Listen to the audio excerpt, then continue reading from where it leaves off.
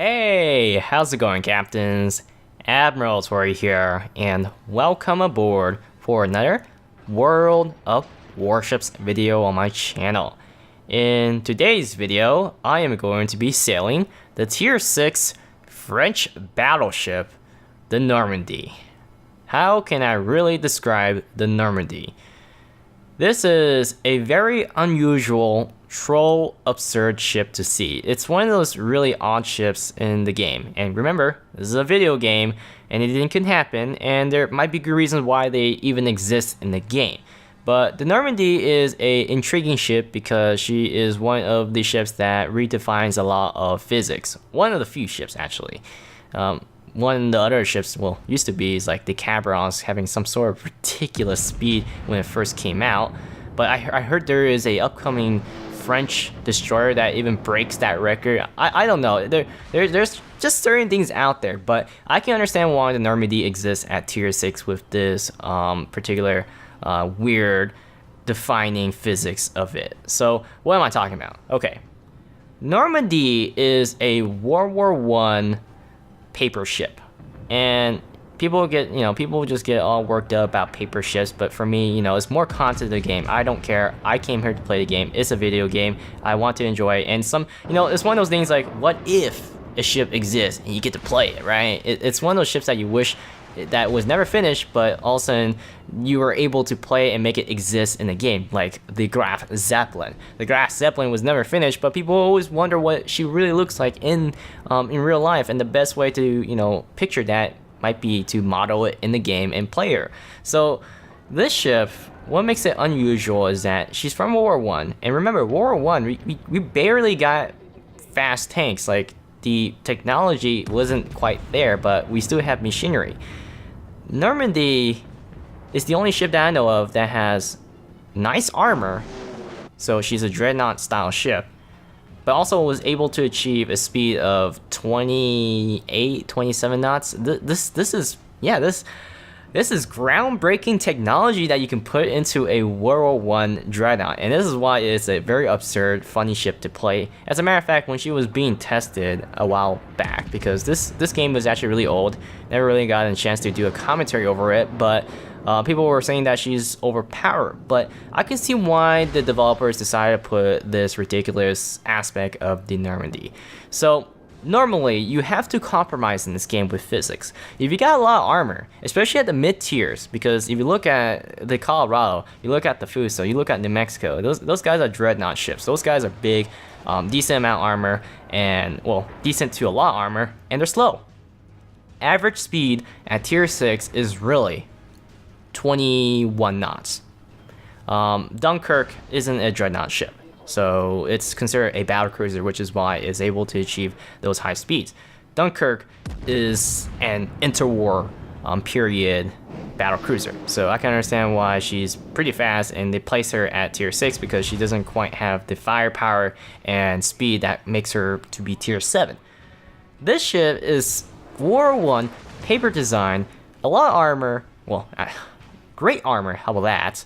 And ridiculous speed. If you slap on the speed flag with the engine upgrade, you can bring this baby up to 30 knots, and that's blazing fast. Now you can argue with me that, well, how about the Congo? The Congo is 30 knots. Well, Congo is a fast battleship, and she is Tier 5, right? And one of the problems with her compared to all her competitors is that she lacks the firepower, but she utilizes her speed and her decent armor as a fast battleship to overcome those challenges, because sometimes it's not always about the guns, guys. Sometimes you really have to learn your ship and use everything about your ship to its full effect. And in this case, the Normandie is, well, it's really hard to convince because the way she looks, but she's really a Congo.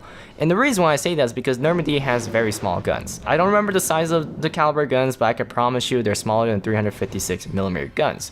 So a lot of the times when ships angle, especially at Tier 6 and Tier 7 matchmaking, they are lacking a lot, and you can't do anything about it. So as a result, in my opinion, the Normandie guns, at times, okay, here's the thing about Normandie guns. Although they are small caliber, just like the Dunkirk, these are high velocity guns. As a result, if a target shows broadside, you're more than capable of penetrating their citadel. And the reason why is because of her high velocity, which gives her that nice penetration, although they're small caliber guns, and the right fuse time. With the correct fuse time, with the correct velocity, and the correct corrupt value, which is the hardness of the shell, because if the shell isn't hard enough, it will just shatter upon impact at a certain distance. The Normandy can penetrate North Carolina citadels. I scored triple citadels on North Carolina one time, or twice. I scored citadels on the Bismarck, but the only reason I was able to do that is because they showed broadside and I got really lucky. And right here, yeah, that Nuremberg is, toasted, absolutely deleted out of volume. But then again, Nuremberg is a floating, moving tier 6 German citadel, if I put it that way. But once you're angled against Normandy, the Normandy guns are lackluster, and that's how I feel about it. And the accuracy, at times it's a battle. Sometimes I want to hit my head on the door to start try to understand why it happened, but the thought of wanting powerful guns isn't a concern on the Normandy, because the Normandy is just stressing her speed and armor. She does have powerful guns because these are still battleship level guns. You just saw what happened to that Nuremberg. I made her out of a example of what she can do, but she has 12 of these guns, but they're not competitive compared to like the Fuso, New Mexico, and even the bigger guns like the Queen Elizabeth and the Bayern. But they're still guns, and if you show broadside, they still can do a lot of damage. At times, accuracy can be very bad. At times, they can be very good. And the thing about the French battleships, the selling point is that you do have the quad gun setup per turret. And what I find out about these type of guns is that, with my experience on the King George V, the Dunkirk, is that they tend to be inaccurate at times. Well, it's really hard for me to judge, because sometimes I feel like they're stupidly accurate, but those are very rare moments, and then I get games where it's just absolute garbage down the drain. So the guns, they're decent, okay? But the thing about the Normandy that makes her effective is just the speed. This game is a prime example here. And I didn't get the chance to commentate over it, but we're gonna take the moment to realize how to utilize the Normandy to her full extent. Like I said, it's not always about the guns and armor, but this thing is about speed and armor. And sometimes her guns come to play, sometimes they don't. But New York, the Graf Spee, and the Congo, soon to be the Congo, is going to try to chase after me. And I got a feeling like these guys have no clue what I'm capable of doing, because everyone who sees this ship thinks that I'm a World War I dreadnought. Now, they got that right, but they forgot this is a video game, because now I'm going to redefine the physics with it, because I am going to kite them big time, because these guys got no chance of chasing me. I mean, we're taking a Mustang versus a Toyota Corolla, a stock Corolla. You just don't face those guys in a straight line. The Normandy is fast, okay? And not only that, she has the armor to just tank it. So these guys will just get sick of shooting at me at some point, and they will get sick of me just running away. And I'm doing a perfect job of catching their attention, because now the enemy team is short by 2 battleships and 1 cruiser. So while these guys are chasing after me, I'm trying to put down some sort of damage downrange. Unfortunately, one thing about these early French battleships is that you gotta show a lot of broadside to get these guns to bear. Another thing about the Normandy is that her AA is abysmal, and she has a very unusual secondary setup, because a lot of her secondaries are capable of firing bow on, which is kind of funny at times, but overall, you're not really buying into the secondaries here. You're buying the fact that the enemy team is not bright enough to realize that the Normandy will just outrun them, and she's just a punching bag for the enemy team to be distracted. Now, the great thing about the quad gun setup is that I'm still able to put a lot of firepower while angled, because they're quad guns, right? So right here, I'm angled, and now I'm going to try to fire on this broadside Congo. And that dispersion wasn't that great, but we still able to score some decent damage. So you can see how much I have to really try to get these guns to work. Now New York, I'm only able to penetrate New York because if you didn't know, the New York, her upper armor is fairly weak, so I'm able to just abuse the crap out of that. Alright, right here, we got a French cruiser. If you haven't noticed, my guy that I'm just rear guns firing at these guys, side guns or the midship guns, and the front guns might be firing somewhere else. I'm fighting all fronts here, guys. I'm fighting on my port side, my stern, and here's the New York showing broadside. Because she doesn't expect that I'm going to kill her, but I do because I have guns in the back still. Now I'm down to dealing with the Graspe and the Congo. Notice that if I was playing a Fuso or the New Mexico, I would technically not run away this hard. I would actually use my firepower as much as I can and also my armor. But for me, in the Normandie, I'm just using my speed and just to troll these guys. This ship is just troll. I mean, when I first saw the Normandie and I was playing a ship, I lead like any typical battleship at tier 6. I lead just enough for a battleship to sail at 21 knots.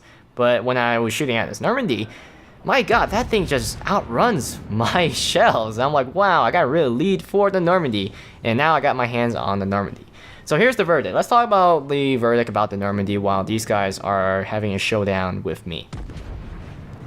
Normandie, I think that she's a decent ship, and even if she was a bad ship, okay, she's tier 6. You know, you can get over with tier 6 grind. Now tier 9 and tier 8 is a different story. If you had a really bad ship or a ship that you don't enjoy, I can understand your pain, because then you want to punch a hole in the wall every time you get in a match where people focus you and you're having a hard time getting your XP, or you get into games where you're just not doing so well or your team's not doing well.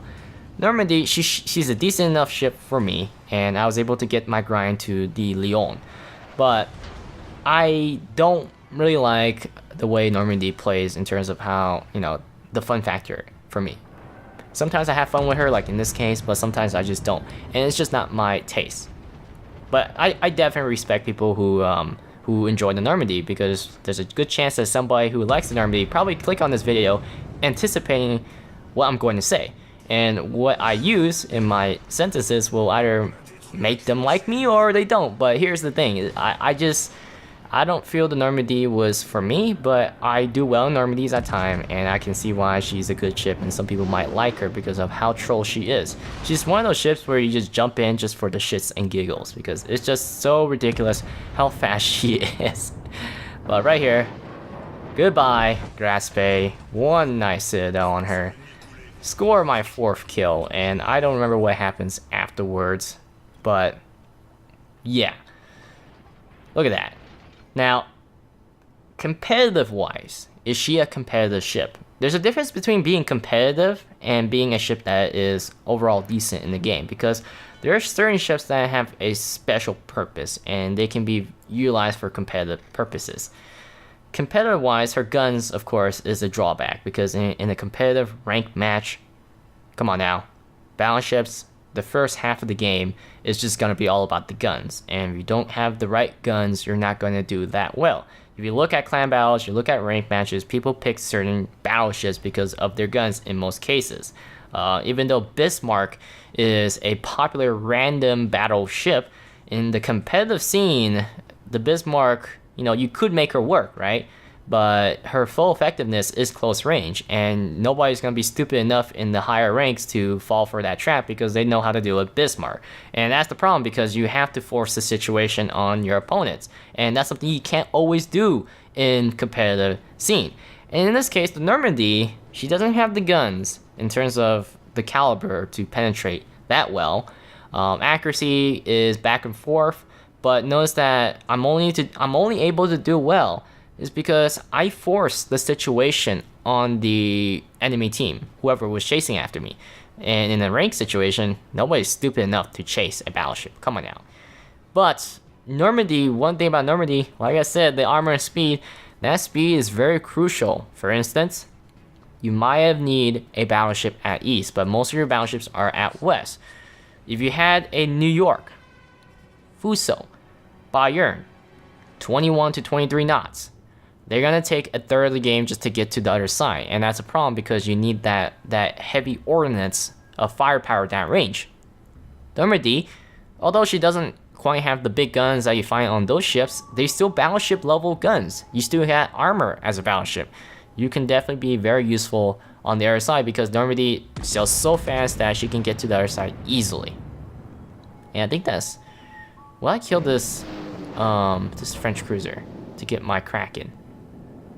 Oh, are you serious? Yeah, I don't remember what happened after this point. I just know that people chased me. I think I'd get the Kraken, do I? If I get the Kraken, I'm pretty sure that's going to be my last kill. Let's see, can we fire on this one? No, don't take it. Give it to me. Alright, here's another salvo. Ooh, so close, so close, so close. No. She turned. Why she turn? But you can see what I'm going with here. You know, there are a certain level of, you know, to rate a ship. But for me, Normandie, she gets a pass for me. Honestly, there wasn't really a ship that I want to beat myself. Maybe the Queen Elizabeth a little bit. But I've been playing the Warspite for a while, so I know how to deal with the Queen Elizabeth. Queen Elizabeth's selling point is really her guns. Okay, now I hit the Leander, but I was really hoping for a Citadel.